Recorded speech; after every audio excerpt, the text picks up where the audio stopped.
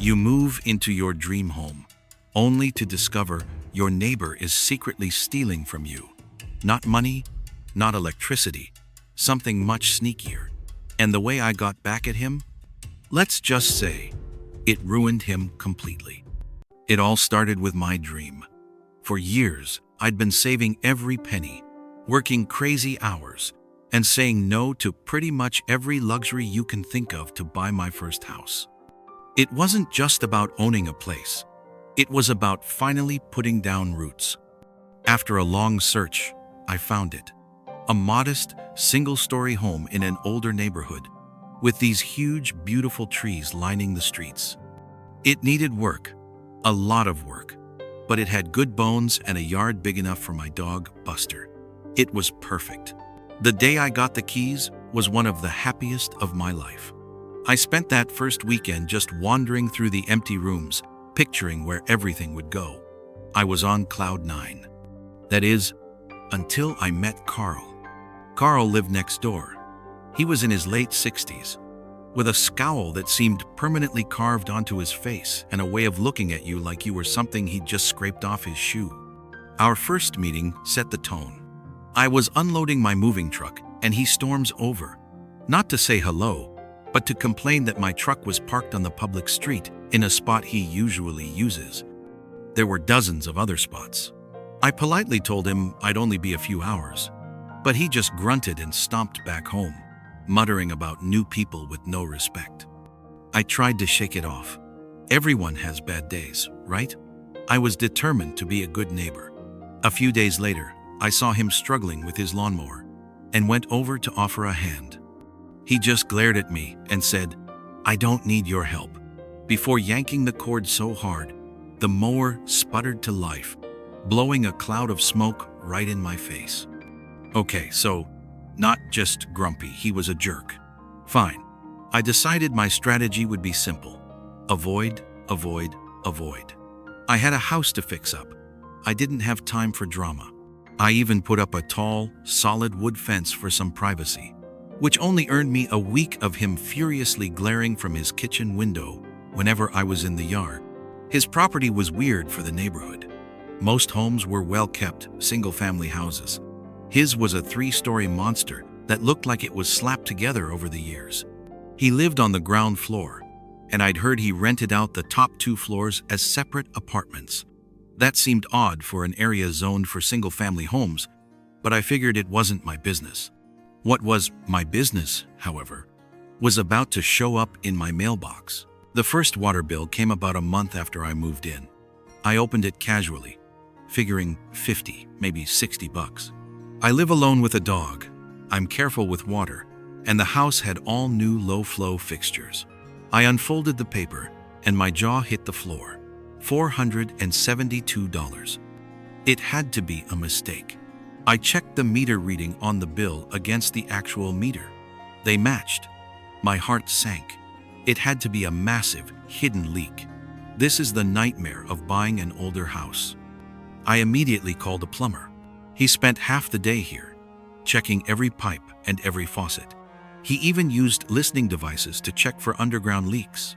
His final verdict? Nothing. Not a single drop was being lost. My plumbing was tight as a drum, he said. He charged me $200 for the inspection and left with a shrug. I was stumped. I called the water utility. You'd think a bill jumping that high would trigger some alarm, but no. They sent a tech out who confirmed the meter worked fine and patronizingly asked if I took long showers. I wanted to scream. I didn't even have a lawn yet, just dirt. The next month, I went full-on water conservation mode. 3-minute showers. I washed clothes at the laundromat. I was living like I was in a desert. The bill came. $512. Real panic started to kick in. This wasn't an annoyance. It was a financial crisis. These bills were like a second mortgage. I started losing sleep. Every time I heard water run, I felt a wave of anxiety. Was this house cursed? The breaking point came on a quiet Tuesday night. I was in my garage when I heard a faint humming sound. It was subtle, almost nothing. It sounded like a small motor. I followed the sound toward the fence I'd built between my property and Carl's pros. And that's when I saw it. Tucked behind a thick azalea bush was one of my outdoor spigots. Attached to it was a brand new brass splitter. My own garden hose was on one side, neatly coiled, but the other side had a thin black hose I'd never seen before. It was deliberately hidden, snaking through the bush, under the fence, and re-emerging on Carl's side. The faint hum was coming from his property. It was a booster pump, using my water. The rage that hit me was cold and sharp. This miserable man hadn't just been glaring at me. He had been systematically stealing from me since day one. He was the leak. He was the reason for my sleepless nights and my financial stress. He was treating my water line like his personal buffet and leaving me to pay for it. He wasn't just a grumpy neighbor. He was a thief. And in that moment, I decided he wasn't getting away with it. My first instinct was to storm over there, rip that hose out of the ground, and confront him. I wanted to scream at him, call the police, and see the look on his face when he got caught. But as the red-hot anger cooled, a cold, calculating calm took over. What would happen? He'd deny it. He'd lie. With no video proof, it would be my word against his. The cops would probably call it a civil dispute. He'd just disconnect the hose and find a smarter way to steal from me later. A direct confrontation was clumsy. It was unsatisfying.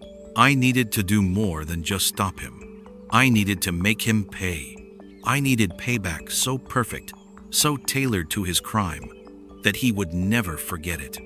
And I had to do it legally. I spent the next 2 days obsessing. I researched water pumps and local ordinances. I called a friend of a friend who's a lawyer and explained the situation hypothetically. His advice was gold. As long as you are only controlling the utilities on your own property, you're on safe ground. You have every right to turn your own water off. That's when the plan clicked into place. It was simple, it was elegant, and it would be devastating. See, Carl's setup relied on a booster pump. In older areas, especially with weird multi-story houses like his, the city water pressure often isn't strong enough for upper floors. So his pump would kick on to suck water from the source, my source, and send it to his tenants. But those pumps need water to run. Water isn't just what they move, it's what cools and lubricates them. Running a pump dry is a death sentence for the motor. It would overheat, seize up, and burn out in minutes. The beauty of it was that the damage would be entirely self-inflicted. He built the illegal setup. He would be the one to turn on the pump. All I had to do was take away the main ingredient, my water. The plan was simple. I'd wait for a peak time, early morning or evening, when his tenants were home, showering and cooking. Then I'd walk out to the street, use a water key from the hardware store, and close the main valve to my property. Not his, not the city's, but mine. My house would lose water, sure, but so would his secret tap. His pump would turn on, expecting a gush of stolen water, and get nothing but air. It would spin itself into a melted, useless piece of junk. And all I'd be doing was turning off the water to my own house. It was perfect. I had my trap. Now, I just had to wait. The next Saturday was hot and sunny, a perfect day for it. I pretended to do yard work all morning, just listening, waiting for the signal. The anticipation was a knot in my stomach. This was about reclaiming my peace of mind. Around 6 p.m., I heard it. The familiar, low hum from Carl's yard. Showtime. I walked calmly out of my garage, gave a friendly wave to a neighbor, and strolled down to the little utility box by the curb. I knelt, lifted the heavy iron lid, and looked at my valve. With a deep breath, I inserted the key and gave it a quarter turn. I heard a soft thump as the water from the city main was cut off. I went back inside and turned on my kitchen faucet. A trickle, a sputter, then nothing. Perfect. The house was dry, and so was his illegal tap. Now I just had to wait. I sat in my living room, window cracked, just listening. For the first 5 minutes, the hum from his yard continued. But then, the sound started to change. It went from a low hum to a strained, high-pitched whine. It was the sound of a machine fighting a battle it couldn't win. 10 minutes in, the whine was almost a scream. I could smell it now. A faint, nasty smell of burning plastic and hot metal. It smelled like victory. Another 5 minutes passed. The screaming sputtered, mixed with a series of ugly grinding noises, like rocks in a blender. Then, a loud pop. I saw a shower of sparks fly over the fence, and then silence. A beautiful, profound, and expensive silence. A moment later, I heard a door slam next door. I peeked through the blinds. Carl was in his yard, staring at the smoking, blackened box that used to be his water pump. He kicked it, then let out a string of curses. He stomped around, looking from the dead pump to my house, a look of helpless rage on his face. He knew. He didn't know how, but he knew I was responsible. The best part was watching the lights flick on in his upstairs windows. A few minutes later, I heard angry shouting. His tenants were home and apparently had no water.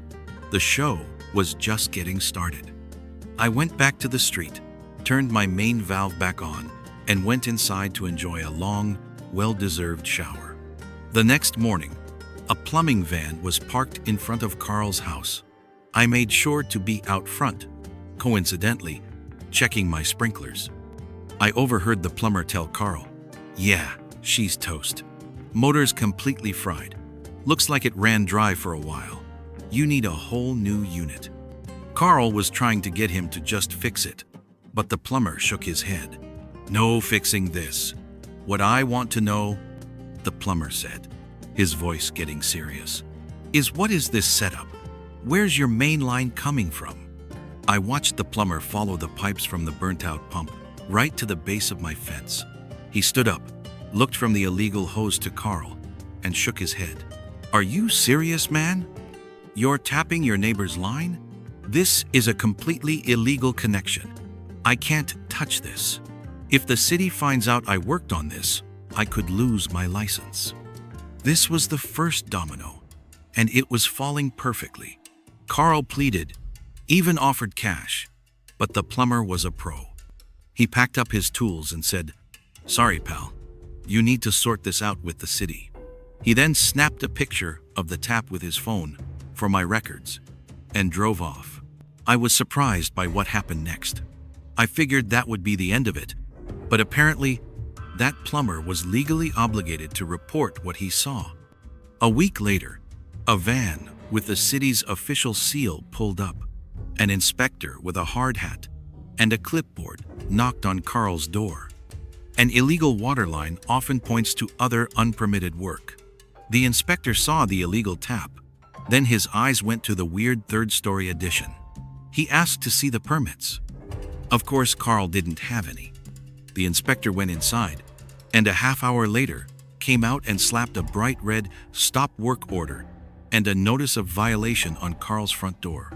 The city had found out his biggest secret. The top 2 floors were an illegal duplex. He'd illegally spliced the electrical and plumbing, creating a massive fire hazard. The fines started piling up, one for the water tap and a much, much bigger one for the illegal apartments. He was ordered to either tear it all down or bring the entire structure up to code, which would cost a fortune. The final nail in the coffin came from his insurance company. The city's violation notice triggered a review of his homeowner's policy. When they found out he'd been running an undeclared illegal rental property, they canceled his policy immediately for fraud. His tenants, now living in a unit, officially declared illegal and uninhabitable, promptly sued him for all their past rent plus damages. It took about 6 months for the full collapse. Buried under city fines, legal fees, and with a property that was now uninsurable and impossible to sell, Carl was ruined. He had no rental income and a house that was a massive liability. One morning, A new sign was hammered into his overgrown lawn. For sale by owner. As is. Cash offers only. He was selling to a developer, the only kind of buyer who would touch that mess. And I knew he was taking a catastrophic loss. A few weeks later, a moving truck came. Carl loaded his few things into it, his face a mask of gray defeat. He never once looked my way. He just climbed into the cab and drove off, leaving behind the house he lost, all because he wanted to steal a little water. A month later, they tore the whole structure down. Now it's just an empty lot, waiting for a new, legal home to be built. And my water bills? The first one that arrived after that night was for $27.14. I framed it. It hangs in my workshop as a reminder that sometimes the best revenge isn't loud and explosive. Sometimes it's just the quiet, simple turn of a valve. And that's how trying to save a few bucks cost my neighbor absolutely everything. Funny how karma works, isn't it? Let me know in the comments. What's the most entitled thing a neighbor has ever done to you? I'd love to hear your stories. And if you enjoyed this tale, don't forget to hit that like button and subscribe for more.